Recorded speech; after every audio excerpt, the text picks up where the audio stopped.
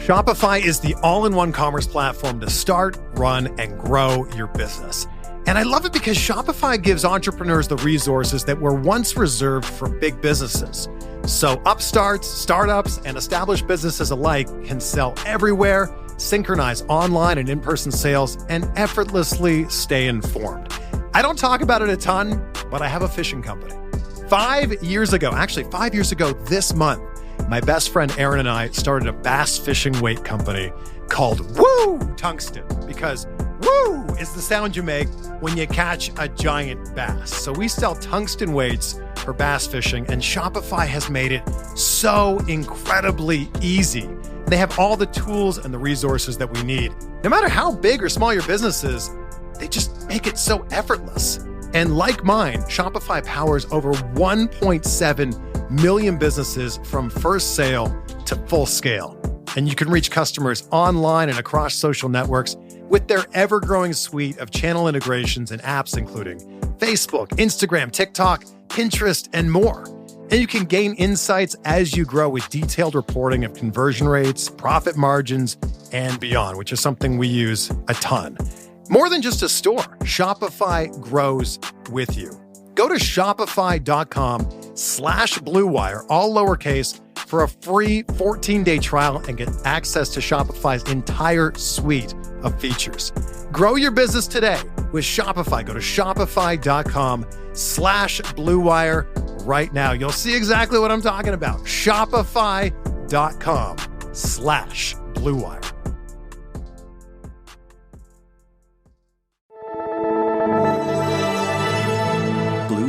First pick in the 1991 NBA draft, the Charlotte Hornets select Larry Johnson from University. I'm not supposed to be here, man. A lot of people from where I'm from,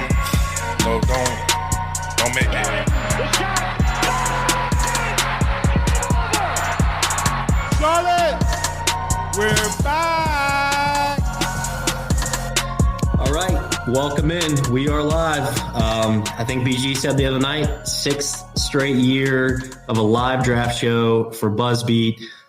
Super excited about this night. 2 first-round picks for the Hornets, 13 and 15. We'll get into that shortly. But first, do a little housekeeping. BuzzBeat.substack.com. That is the address if you are a BuzzBeat Plus subscriber. If not, I would highly encourage you to make sure that you go ahead and get that done.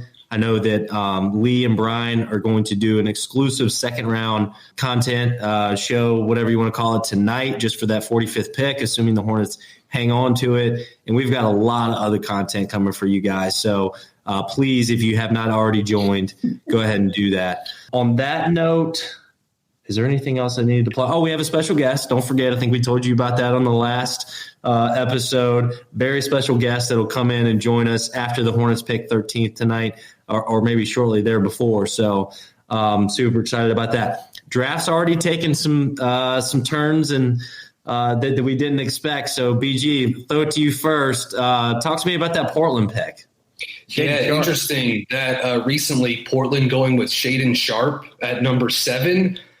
I think I think that's kind of like in his, projected range. And we talked about Sharpe as a prospect a little bit on the last episode. I'm intrigued by some of the movement shooting and some of the other bits of shot making. And I kind of like some of the tools he has as a defender and the defensive, or the complementary scoring upside he has. But it is for a team that just traded for Jeremy Grant, that's trying to build a winner around Dame Lillard. To draft a development piece is a little interesting. So maybe, who knows, maybe Sharpe will be rerouted elsewhere. But for now, the Portland Trailblazers have the rights to him a little bit. If you went back just a day or two, starting the draft with a little bit of an upset, Paolo Banchero from Duke, not an upset, but I do think it did seem like Jabari Smith out of Auburn was pegged to go 1 for a while to Orlando. And overnight the odds flipped towards Banchero, and he did in fact go 1. And I'm thrilled to see it. It was a blast covering him this year up close at Duke. And I am just a little happy to say that I've gotten to cover now 2 number 1 draft picks up close, along with Paolo and Zion. So that's cool. And then Sacramento did the thing, you guys. I really, really like Keegan Murray as a prospect. Good two-way player, versatile scorer, scores in a lot of interesting ways, does the dirty work. I think he's going to be a good pro for a long time. But boy, oh boy, passing up Jaden Ivey, the fastest man in the world, to draft Keegan Murray it's a choice. So Lee, what do you think about the Jaden Ivey pick, and perhaps any thoughts you have on New Orleans going with Dyson Daniels, combo guard out of Australia, with the 8th pick? Wow. Okay. So Daniels is off the board to New Orleans. I'm just making my my old fashioned handwritten notes here, which will probably fade as the night goes. They will eventually just turn into some sort of chicken scratch of some sort. Hopefully that is. Hopefully I can hold it together until at least 15.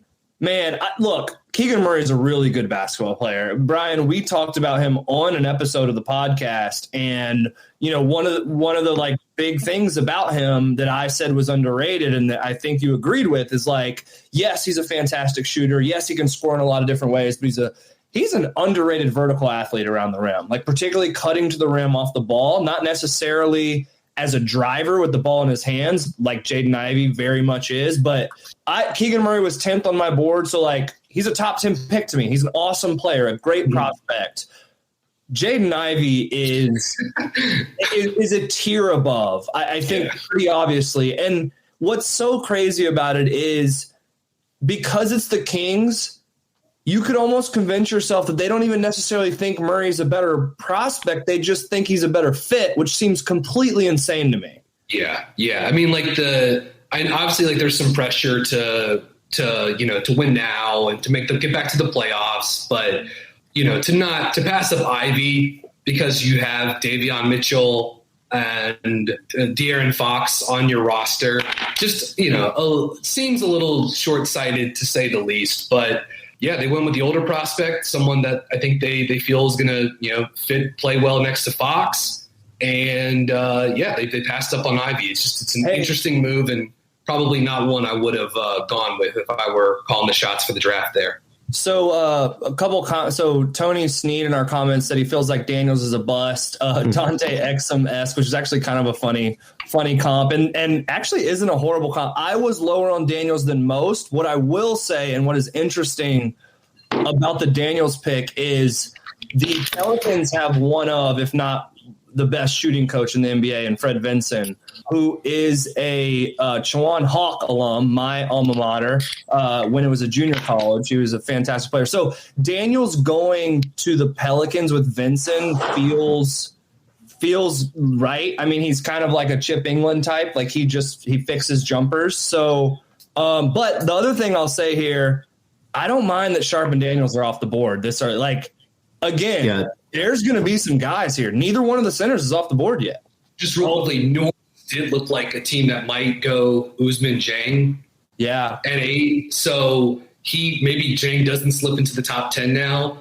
And so, it's less likely for, an AJ Griffin type maybe to slip back to 13. But we'll see. Spencer, sorry, what were you going to say there? No, yeah. I mean, we talked about it earlier before we jumped on, and, I tweeted this out earlier. It seemed – I tried to go through how this could play out really from 7 to 14 as many times as I could. And every time I went through it, I came up with one of Sohan or AJ Griffin for Charlotte. And it really is shaping up that way, even more so right now. And then not only that, where's Johnny Davis is going? I mean, what San Antonio could literally do anything here.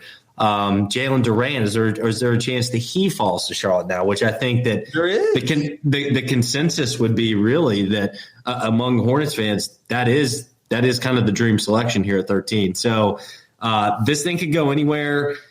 We thought the draft started at 4, kind of did, sort of not. The Keegan was a surprise, but then you kind of go chalk until you get to 7, and boy, oh boy, I will say. All the noise we heard about, trade talk, I don't think that was white noise. Like there's a lot going on under the surface, but it does feel like, I told BG this earlier, it does feel like that the market's just a little oversaturated. Now that these first 8 picks have worked themselves out, do the phones get hot and do things start to condense themselves? Are the Hornets in a good position here? I mean, everything is still on the table. Just want to mention that.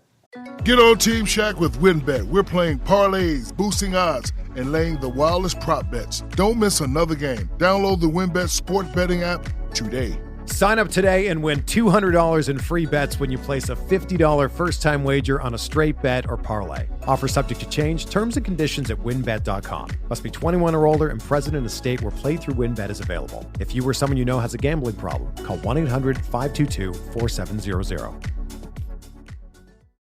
Introducing Under Armour's Infinity High Sports Bra. Its ergonomic design is molded to support the natural movement of your body. With cord-out padding, the better breathability eliminates extra bulk without sacrificing support. And quick-dry padding is Under Armour's fastest-drying padding yet. When you're lifting heavy, running fast, and pushing yourself further than ever before, you need a bra that will help you go that extra mile and make you feel your best. Shop the Infinity High Sports Bra now at UA.com. Hey, we've got a question from Tony. How do you compare Duren and Williams to Kai Jones last year as a prospect? So my knee-jerk reaction response would be that Kai Jones was just a much more, I guess, raw prospect in a lot of ways. Like, Kai also showed more kind of shades and flashes of like a perimeter game. Like some of the most interesting stuff about Kai was, a pump fake jab step, 2-dribble pull up type stuff that he would look. It wasn't consistent, but it would flash. Now there are some similarities to him and Williams from like a physical profile and the verticality and the athleticism.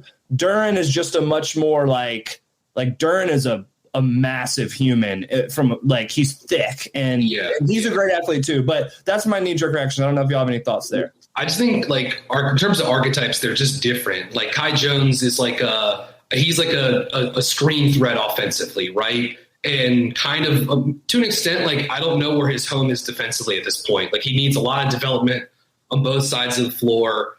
You got to remember, Jalen Duren is much younger than both of these guys going into the draft. Duren's going to be the youngest guy likely to go in the lottery. Williams is a true center, like a true drop center, and a guy but can also play up a little higher too. But he's just so big, 9'9", standing reach, improved in terms of his lateral quickness. But like, it's not like someone like Duren who's just so athletic and so mobile and so coordinated. Williams, his size is so imposing. His ability to close off the rim, his ability to finish over the top at the rim, too, very, very impressive. And I think of Duren, like his archetype is like, yes, he could do some stuff offensively. He can finish above the rim. He can pass. He can facilitate from the elbow. When I think Duren, I just think like the team defense. I think a guy that roams and is just like involved everywhere. He's going to do some switching. He's going to spend some time guarding a wing, and then he's going to roam and give you the rim protection. There's going to be other times where he's guarding opposing centers, and he's going to be switching onto guards or onto wings. He's going to be playing to the level, give you some scheme versatility. He'll give you some drop too. So like some other people have made this comparison, but you might be able to use Jalen Duren like Boston used Rob Williams defensively this season, right? As a guy that can guard different position types, that could float. And Williams, Mark Williams is not going to be that. Like he is a in the paint defensive center and a guy that's going to guard opposing fives. And Duren, I think, gives you a little more versatility. I think that's – go ahead, Spencer. Yeah, no, just real quick. I think that's probably the best way to put it, BG, is that, Duren can fit into that free safety role a little bit more, which is maybe even why he's a great, awesome fit with PJ Washington, right? Somebody that can just take on maybe those bigger matchups in certain situations. But, that's very interesting to think about. Whereas Mark Williams is going to be your traditional drop center, one of the longest guys in terms of standing reach we've ever seen in the draft. 9'9". Right, yeah. I mean, I don't think you can miss with either. What I've seen from this team's defensive scheme in the last few years, I'd be more excited about the Duren fit, and I think most would agree with that. But yeah, well said there. Go ahead, Lee. Yeah, no, all I was going to say is I think the biggest differentiator is Duren and Williams are 5s and will always be 5s. It's possible that Kai Jones' best version of himself is a 5. Like, that's definitely possible, but it's not set in stone yet. Like, I think I would imagine the front office and the coaching staff are still trying to figure out exactly what Kai Jones even is. It was interesting. Like, I've gone through some Greensboro Swarm tape the last couple of weeks, and, you know, they were using him as like a 5 in a lot of those games, playing him with some JT Thor, which you like to see, but having Kai like really like drop, but then kind of like sneak up a little bit higher on the screen. So trying to do like the Bam Adebayo like middle, you know, be in 2 spots at one time, and definitely had some interesting flashes. Like he was showing an ability to like get into a stance and get low and to like be athletic and be explosive, but it's just going to take more time developing, I think. And yeah, as some people have pointed out in the comments, unfortunately, one of my favorite prospects in the draft is going to fall several picks before Charlotte even had the chance. As James Helton is pointing out in the comments, Daniel Tapp mentioned it as well. Jeremy Sohan from Baylor headed to the San Antonio Spurs. That's a great pick for San Antonio. In my opinion, one of the best passers in this class. Incredible basketball feel, incredible feel for the game, and an excellent, excellent defender. I know he was part of a great defensive system at Baylor, but I do think his individual defense is not scheme dependent. I think he's special in that regard, and that's a hell of a pick for San Antonio, in my opinion. Are you okay, Spencer? Are you okay? Yeah, I it hurts. I never really realistically believed he'd get to Charlotte. I mean, I had a hope. I just think this guy is the most like he's the most ready to plug into a lineup on day one of an NBA season next year and just be an impact on, you know, in as many ways as any guy in this entire draft. That doesn't mean he's even going to be a top 5 player in this draft. Just means that he's ready now. He is the most energetic player I've seen on both ends in the draft in a while. So yeah, I'm upset, but some of the people in the comments, they've taken it. They literally stole my exact thought when I saw the tweet come through. This is a very, very, very San Antonio Spurs kind of pick. I mean, You know, they're thinking, you know, it's not to say it, but can we develop an offensive skill set to where we have a Kawhi Leonard light? He gets to work with Chip England too, right? Exactly. Like Lee, you talked about Dyson Daniels going to New Orleans, getting to work with Fred Vinson. Yep. And you know, the closest facsimile as far as like shot doctors in the NBA go, you've got the master Chip England, and yeah, to get Jeremy Sohan into his camp is very exciting. The Spurs have so many cool young wings on that roster, man. You know, it really is. An interesting group of players they have. I don't know who's going to be a part of the long-term plan there, but Sohan is just a wonderful player to get to bring in and have with Keldon Johnson and Devin Vassell. Like, just so they can be dominant athletically on the wing with those guys.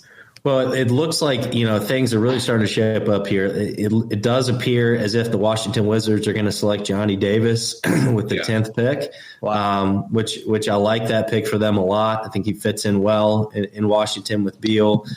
They needed some guard help. They still need a point guard, I think. So at this point, guys, it's really starting to shape up for Charlotte. Duran's still there. AJ Griffin's still there. Abaji, Williams, Jalen Williams. I mean, we can keep going down, but I'm probably missing somebody too. Am I missing someone? Jang. I don't think he's the guy. It should be mentioned, right, that Jalen Duren was supposed to have a workout with Charlotte this week that got canceled. I believe I saw that floating around on Twitter, but obviously, you know, he's 2 picks away from potentially being available to Charlotte. But hey, we're gonna draft you, man. So we can't we'll pay for this flight, but we're gonna draft you anyway if you're there. So we'll just save that money. So, all right, love to see it. So okay, so 2 questions that are interesting. One, because I mean we're probably gonna jinx ourselves now, but because Duren and Williams are still on the board, if you have to choose, who do you choose? I go Williams by a hair. And then the second question is, any chance we draft both? Take 2 bites of the apple. React. Why not? This is galaxy brain stuff. I go Duren at 13, I think. But it's razor thin. I just like his versatility. I think Williams is going to be a very good NBA player for a long time, a guy that could potentially anchor, top 5, top 10 defenses and be a solid back tap offensive rebounder and screen roll, lob threat. But Duren, the upside is just too much to ignore. He's much younger. He's more mobile. He's skilled. Like, this guy isn't just a pure run jump center. Like, he can do stuff with the basketball. And Williams has a little bit of that too, but not to the extent in terms of like ball skills that Duren has. And I just think, with what Duren can do, touching the game in so many different ways on the defensive side of the court, I would go Duren over Williams. But Williams, if he's the pick, is a very good selection too, assuming Duren is off the board, in my opinion.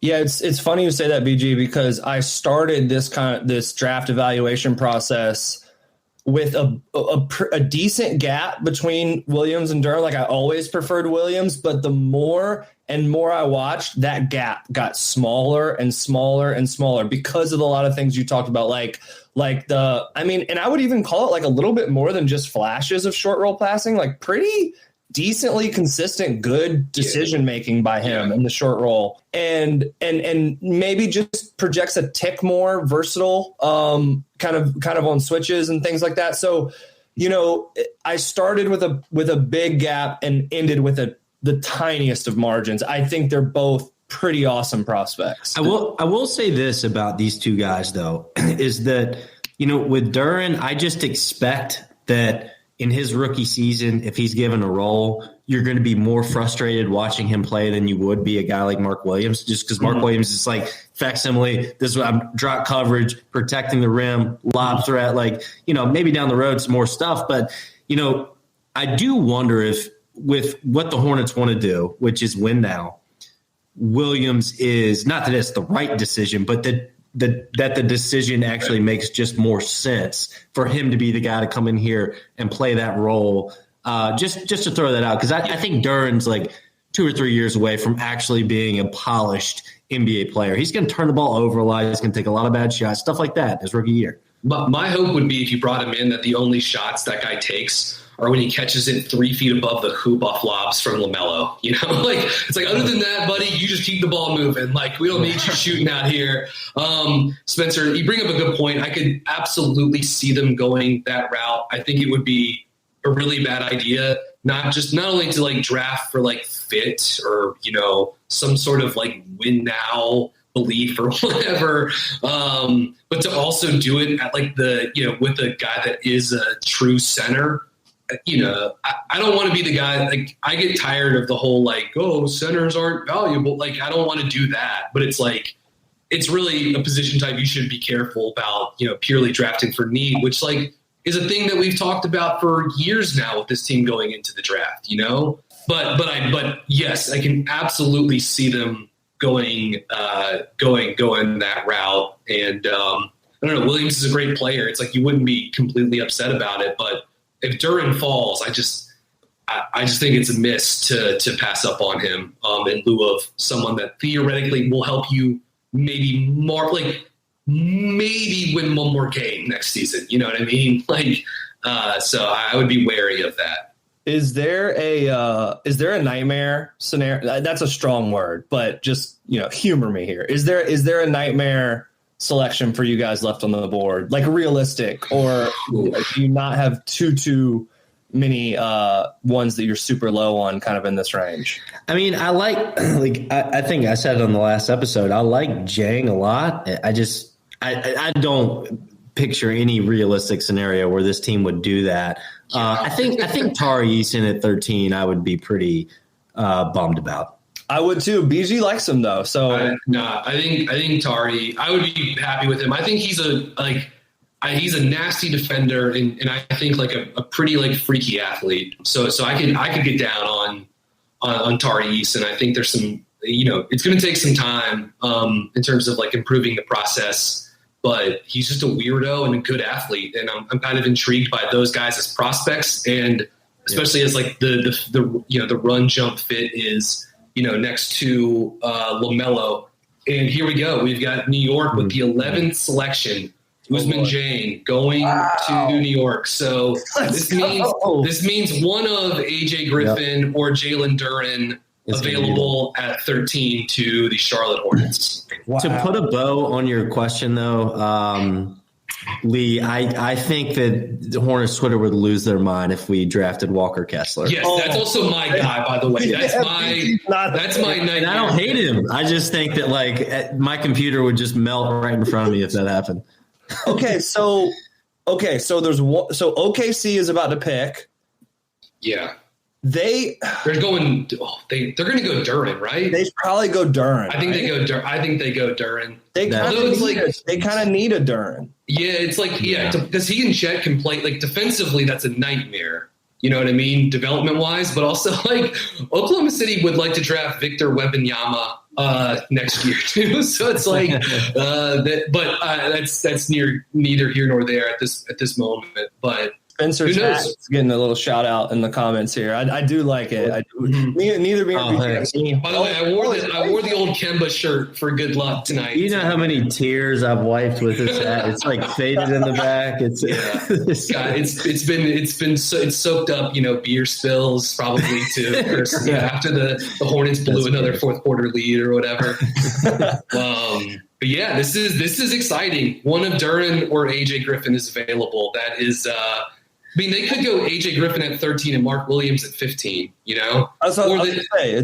Or they could take the Lee option and just go with 14 feet of center tonight. Just take them both. Jalen Duren and Mark Williams, or just stack them on top of one another. Build it to the Jumbotron. See how far we can go. Yeah. Oh man! I will say, I do think Griffin's fallen too far. I think he's a better prospect than Sharp. I think he's a better prospect than Daniels. Kind of a toss up with Davis, and I definitely prefer him to Jang.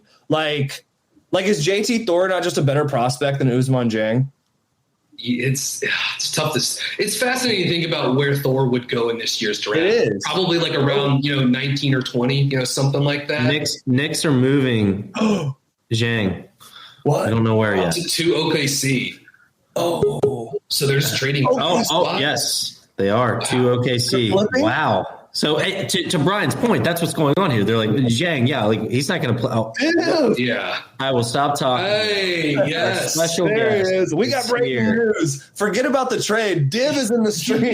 Get him out. We don't care about the trade. Get one. No. Wait. Forget about me. What just happened as far as the trade? Did I just update him? Update him, boy. Zhang is on the move from New York to OKC. Ooh. So. Div, welcome in at Stat Center on Twitter. Go follow him if you don't. I'm sure you already do. Div, what's going on? Thank you, buddy. Thanks for having me on. Excited to be here. Of course. Give us your early thoughts on this draft, and then what's in front of Charlotte here. Yeah. So my first thought on this draft is I love the fact that Paolo went number one, and Woj and Shams are completely useless for 2 months about this, right? They can just tweet out anything. You could just have a robot tweeting out whatever for 2 months. Woj was swinging the betting markets. Swinging the betting markets at 1 a.m. last night. Yeah. Always trust the betting markets over Woj. I think that's lesson number one. I really like Dyson Daniels. I think him dropping to 8 is really solid. I'm not 100% sure about the fit in the Pelicans, but the Pelicans may still be at the point where fit doesn't matter that much. Mm-hmm.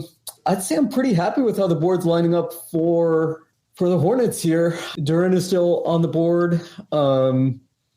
That's probably my top guy left on here. Yeah, same. Yeah. AJ Griffin's still floating around, which is exciting. And it does feel like New Orleans is going to be able to do the have two teams at the same time kind of deal where you've got Ingram and Zion and CJ and Herb and Trey Murphy, who looks ready now too, but you're going to keep developing some of those guys. And then, you can bring in your, someone like Daniels that there's just no rush at all to get him into the mix, Daniels has grown 1.5 inches, 2 inches in the past year.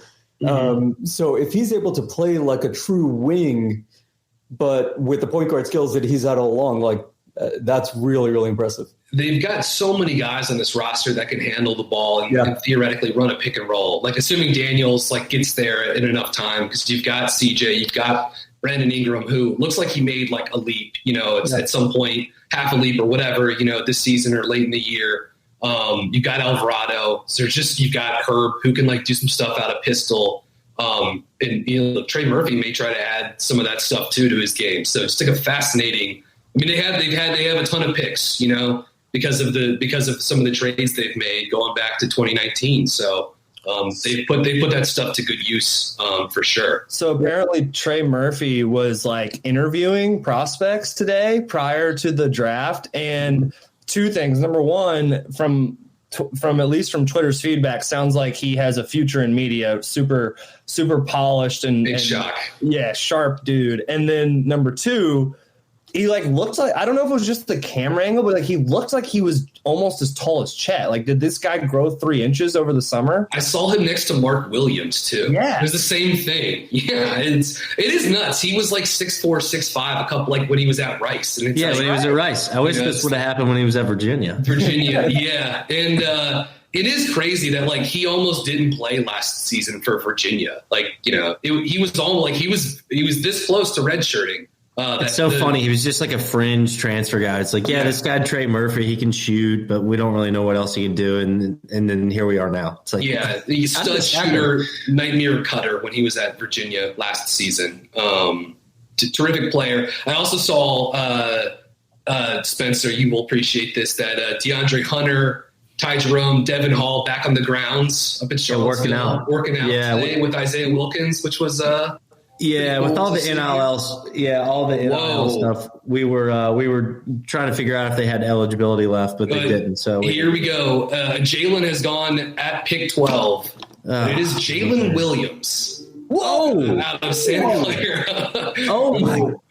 Yep. Oh yeah, totally. I mean, BG, what you said a minute ago is coming true at every single inch. Like they are trying to lose again next season. And we do mean the Santa Clara Jalen Williams, correct? Correct, not Arkansas. Yes, not Arkansas. You must. Thank you. Got to specify there. Yes. So Jalen Duren and AJ Griffin both in play for Charlotte here. It's Duren, Williams, or Griffin. I mean, those are your.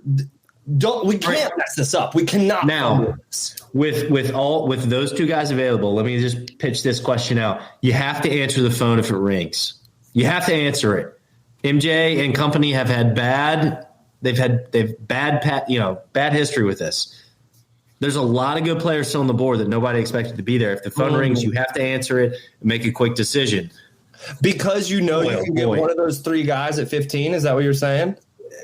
Correct. Yeah, of course. Yeah. Because you can get one of them and you could maybe get more draft capital now. Or I mean, I don't know. My brain's kind of spinning a little bit, but like there's a lot of players that were thought to be top 10 picks still on the board here. Coming into this, I thought 15 was much more likely to get traded than 13, just because you've got more leverage at 15, because you can kind of control what Cleveland does. And Cleveland is like so set in terms of bigs and has so many needs elsewhere that you thought you could sort of play that. But kind of to your point, Spencer, there's 4 guys still on the board right now who I would have been very happy with the 13.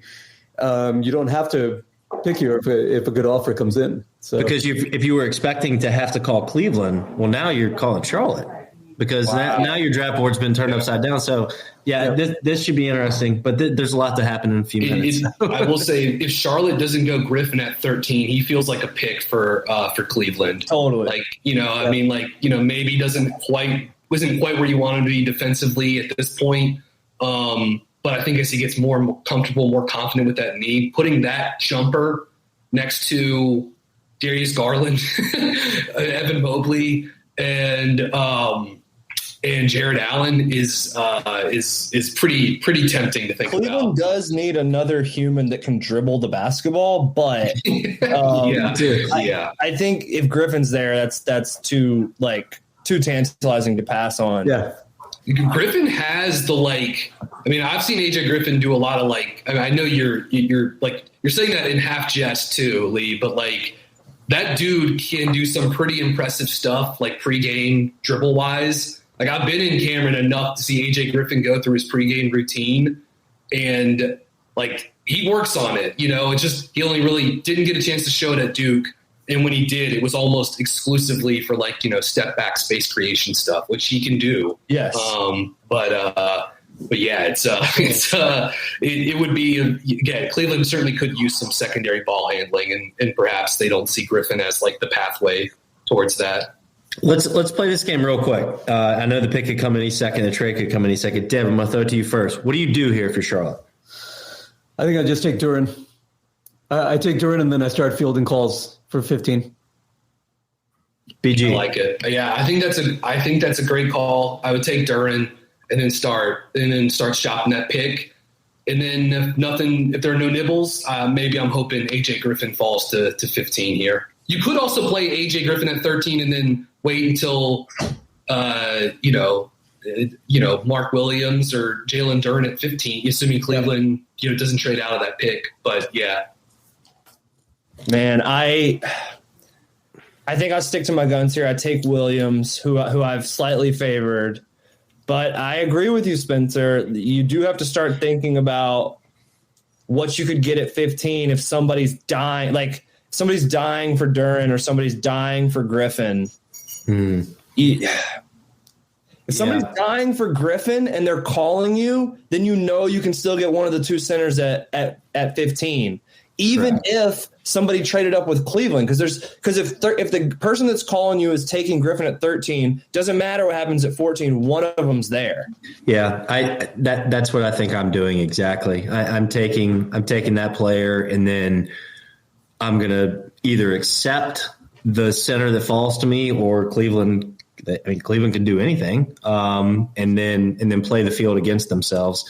This is not where we thought we were going to be, which is maybe why I still don't have a Twitter notification about who the Hornets are selecting. Yeah.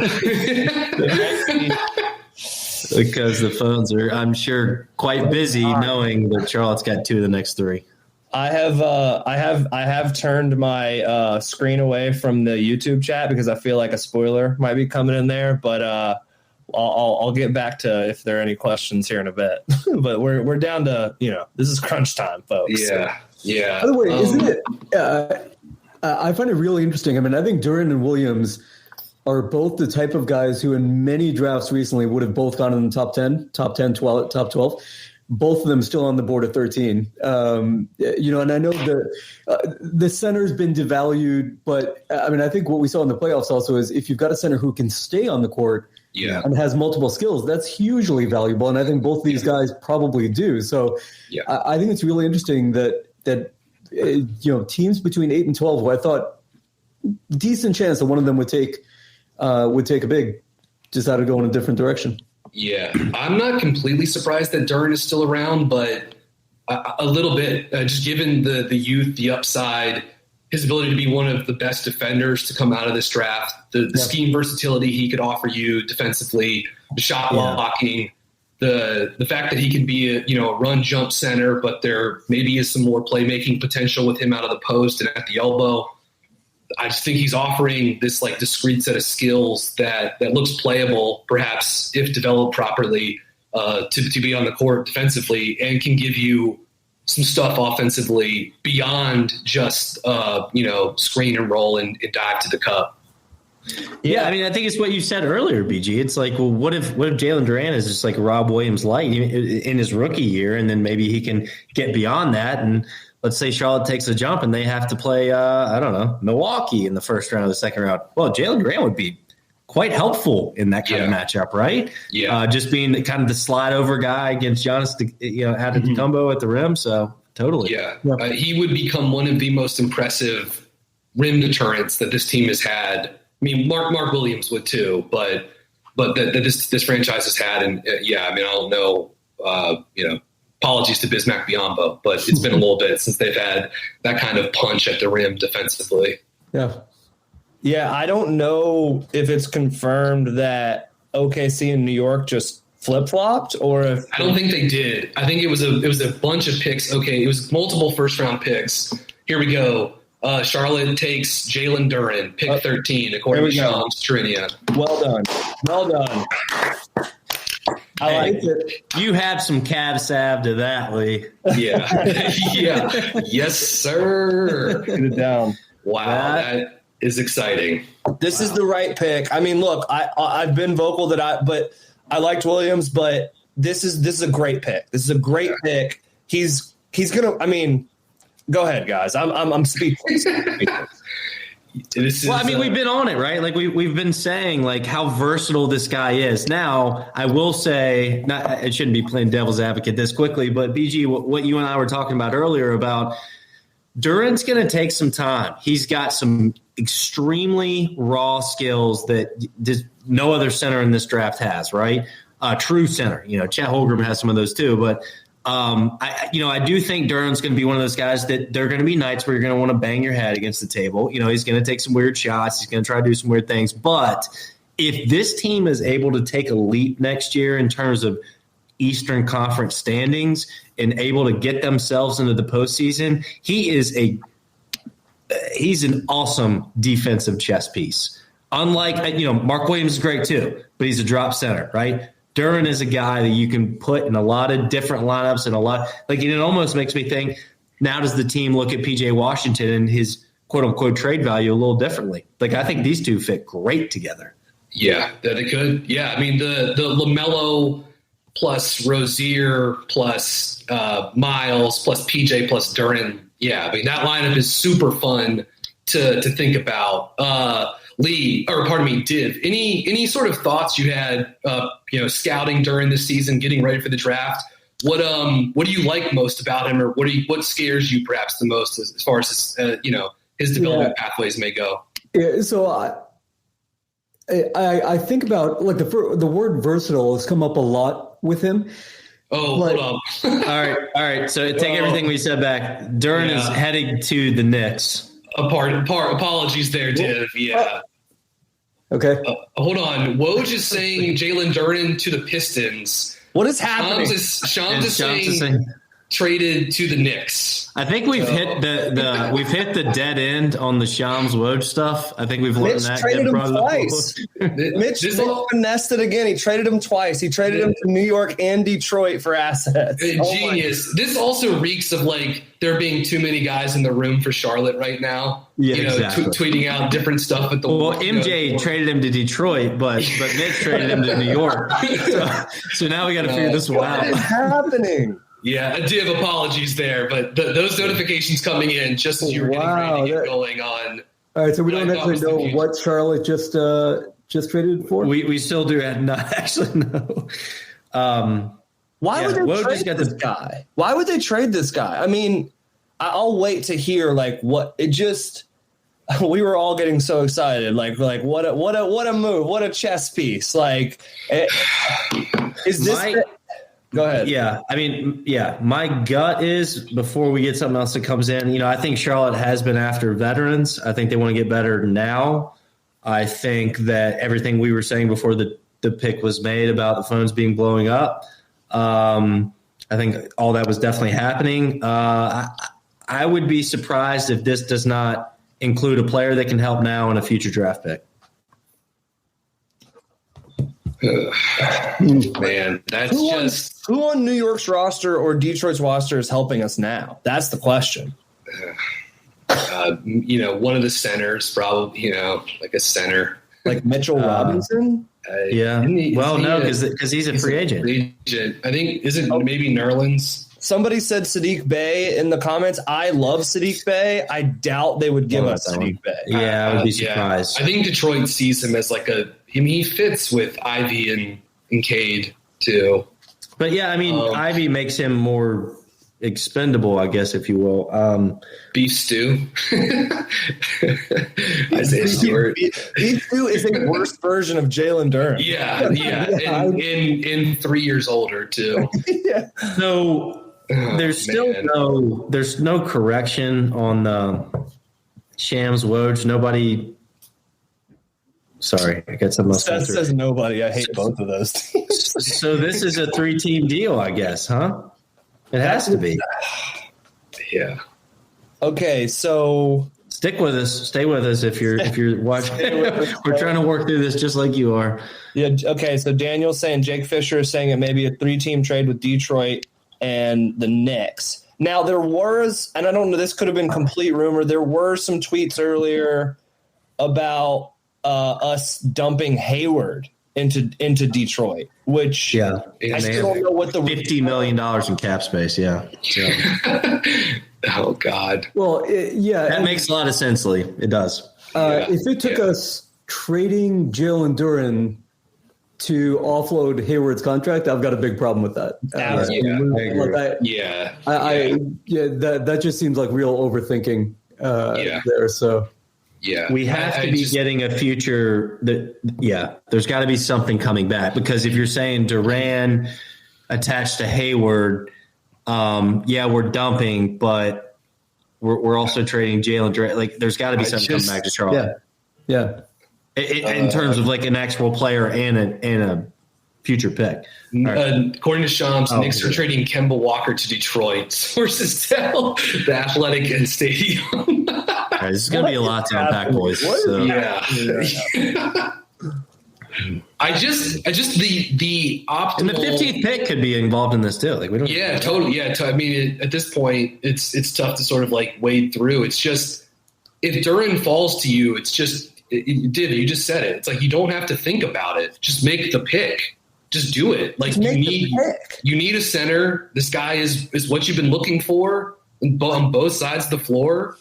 He fits the age curve with LaMelo. Like, what? It's so even if you were concerned about the money long term with getting Miles back under contract, you don't have to solve that today. Like, today should be about getting the best assets you can get, and then you've got the rest of this offseason and next offseason to figure out the money part of it.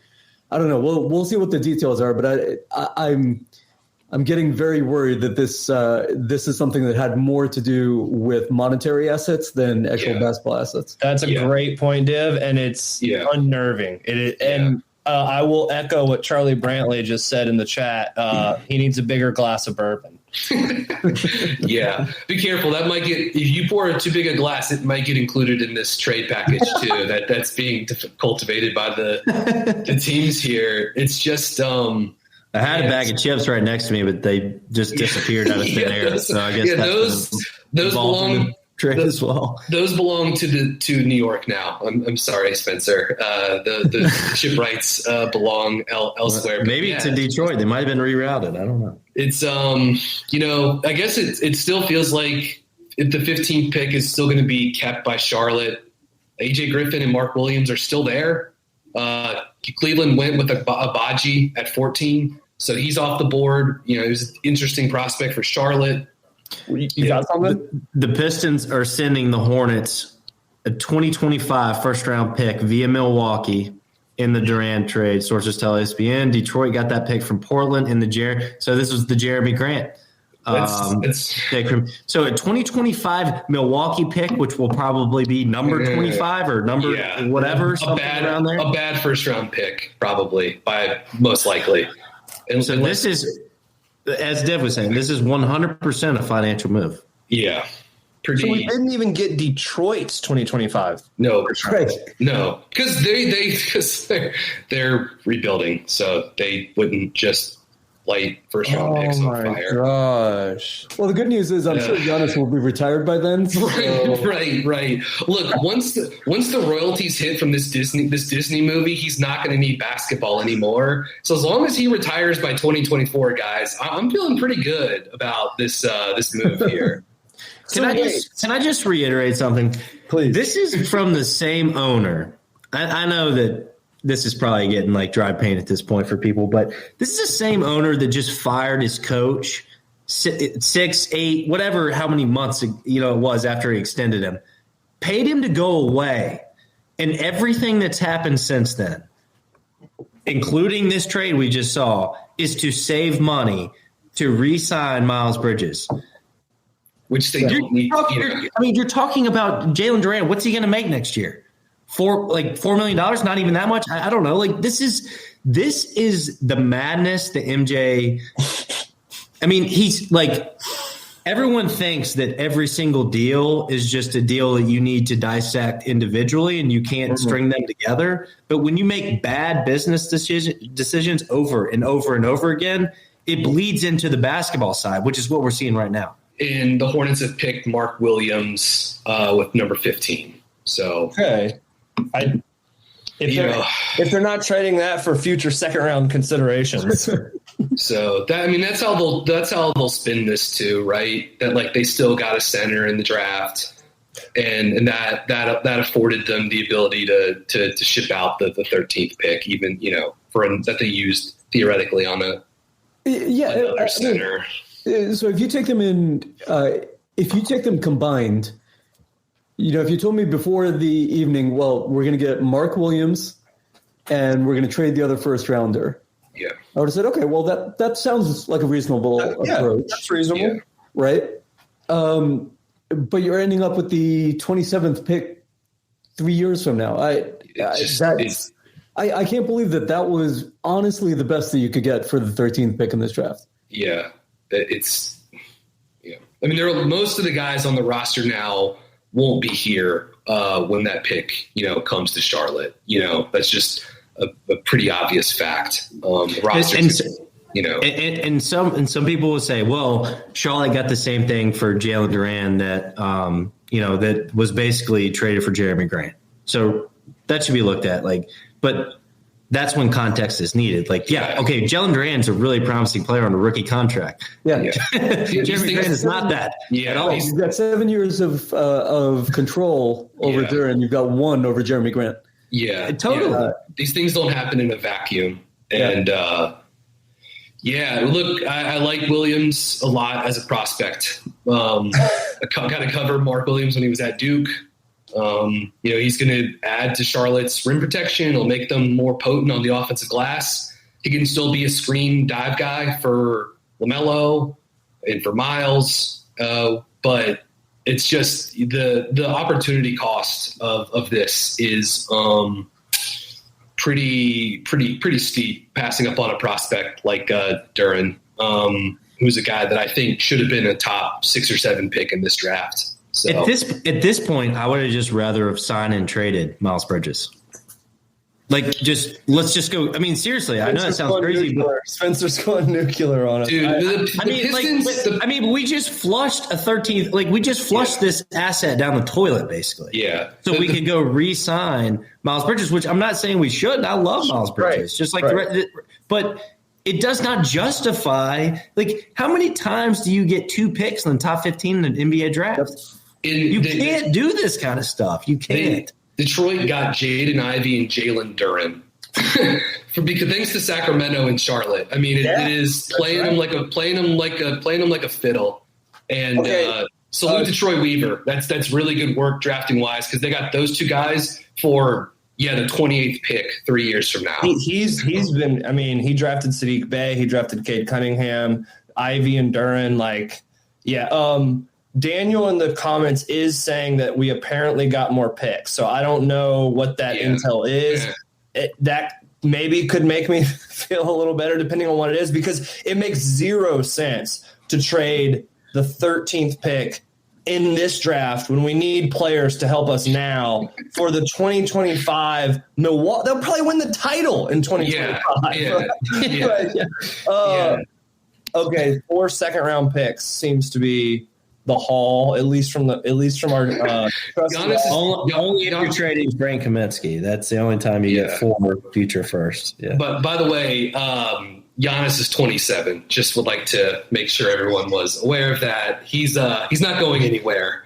Is the lesson to be learned there? Hey, look, I will say this. I preferred Mark Williams coming into the night. We ended up with Mark Williams. I think he can start from day one. I know that's bold. I know that it's historically a little bit foolhardy to think that you can rely on rookies, but I do think he has very translatable, unique skills that this Charlotte Hornets roster just straight up does not possess. And So I'm happy about that. In a vacuum, I am happy that Mark Williams is on this roster. But I get it. Like, the bad taste has not gone away from this entire summer to what just happened. And, cracks another beer, as Seth Williams says in the comments. So Div, any thoughts here on maybe what you like about Williams, or if you would like to talk any more about the transaction here? I like Williams a lot. I don't want that to sort of get lost in my my complete confusion about the process to get to here. But I like Williams a lot. I think he's really good. I think it also probably pretty clearly defines what the defensive philosophy is going to be now. Because I think Williams is awesome in drop. I think he can hedge and you can get away with that at least to some extent. But you're not going to be trapping. I don't think he's a switch everything center or ever will be. But I think he can be a focal point of a defense, and I think that's really, really great. And also, I think part of the path to LaMelo getting better and having more impact is give him more easy buckets to get to people, right? And Williams will help with that. I'm of this sort of archetype of player. I had him slightly behind Duren just because I think Duren's got a better chance of being able to do other stuff in the future. But if all you want is somebody who can do those 3 or 4 sort of building block things of a big in the NBA, I think Williams is an outstanding example of it. Yeah, he's going to take points off the board from opponents with the rim protection. He's going to give you some easy ones at the rim offensively. He's going to create extra possessions just by going to work as a back tap guy on the offensive glass. It is worth noting, though, this is a guy that I think defensively, because I do think he offers enough mobility and scheme versatility that you could see him staying on the court in tight situations. Offensively, though, it's probably it could turn into a switch fest against Charlotte, right? And just can LaMelo take guys off the dribble? Because Mark Williams is not like a back to the basket guy. He doesn't. There were flashes of that at Duke, but they were pretty limited. He really lacks lower body strength. So you can see he struggles to carve out space, and also smaller, bulkier centers are able to back him down, put him under the basket, and still finish over the top against him. That's something that happened against Zed Key from Ohio State, John Hughley from Pittsburgh, Sidney Curry from Louisville. Those guys put him into the basket with their strength. But those are kind of traditional, bulky college centers. Not going to see a ton of in the NBA. But yeah, that is going to be something that teams can go to. We're looking way down the road, but LaMelo's going to have to get better attacking switches. And what are you going to do when Williams gets small switched onto him? Yep. Because the menu of options is not amazing, to say the least, at this point. I like Williams, like all you guys have said. I think we all agreed on that all along. We've got a center that's super important. I will make one last negative comment because I don't want to bring it down too much, but all these 4 second-round picks that MJ just acquired, he's going to sell at least 2 of those, just so everyone knows, for cash. And I'm sorry, I just can't help but think this is a part of that, Div, any closing thoughts? We appreciate you jumping on here. Yeah, absolutely. Make everyone feel warm inside. Here's a closing thought. BG, you brought up Williams is going to get isolated at times. Teams are going to look to attack that if he's as successful in a core strategy as we expect him to be. What would have really helped with that is get a wing with the other first-round pick who could also develop with him and could help you to, switch off that, do peel switches, do other things to counteract that. I feel like this team's at a point where if you've got the chance to infuse really solid young talent, go ahead and get them in, figure out the rest later, right? And that's what I kind of liked about last year's strategy. I'm not sure if Kai and Book Knight will ever become anything, but I like the idea of you take pretty big shots and sort of see what happens with them. And Thor's not on a shot this year for the 28th pick in 2025. I can't get on board with that. Lee, were you about to mention something there? I was just going to say in support of Div's argument there, and they took JT Thor last year too, which is another like nice swing. at a big toolsy defensive wing prospect. And so look, I obviously have been high on Williams and love that he's on our roster. But to throw a little cold water on that, if Duren ends up being better and AJ Griffin becomes a good player in the NBA, you all of a sudden, you just had a very logical, easy roadmap to see Duren at 13, Griffin at 15, because Edgebaji went 14th. So you could look back at this in 5 years and say, oh my God, the Hornets had a chance to take two kind of top 10 talent guys that filled needs, and they didn't. Yeah, and I think even someone like Tari Eason, you could even lump him. I know you guys are lower on Eason, but I'm high on him. He just went 17th to Houston. Houston has some guys in the scouting department that I know, and I'm not surprised to see Tari Eason going there, and someone that Houston apparently had graded as the top defender in the draft according to Woj. So yeah, there was some talent that Charlotte let slip through its fingers here. You can always start the season in the tax, even as an owner that's not cash strapped, and even as a small market, you can always start the season in the tax if it means that your basketball team is better in the short term and the long term. And I think that I feel like that's a lesson we're going to look back and examine at some future date. Div, thank you so much. Lee, great job. BG, great job. Hey, BuzzBeat Plus, if you're not a member, go check it out. You can check out at BuzzBeat Pod on Twitter, or you can just visit buzzbeat.substack.com. And that is the only way that you will get BG and Lee the second round content, 45th pick tonight. So make sure you go ahead and do that. All right, guys, let's get out of here. That was fun and kind of not fun at the same time. Div, take care, man. We'll see you soon, all right? See you guys. Thanks. All right. What's up, y'all? I'm David. And I'm Justice. And the Don't Trip podcast is now a part of Blue Wire Network. Considering getting back with an ex? Want to know if a pickup line works? Or maybe you're just stuck in the friend zone. Don't Trip is advice at no price. And we're always going to keep it real. We engage directly with our listeners with funny segments such as Simpin' or Pimpin', where we rate pickup lines, high questions to answer the unanswerable, or live listener call-ins. Listen to Don't Trip on Spotify, Apple Podcasts, or wherever you get your podcasts. And catch the video versions on YouTube every week. Don't trip. We got you.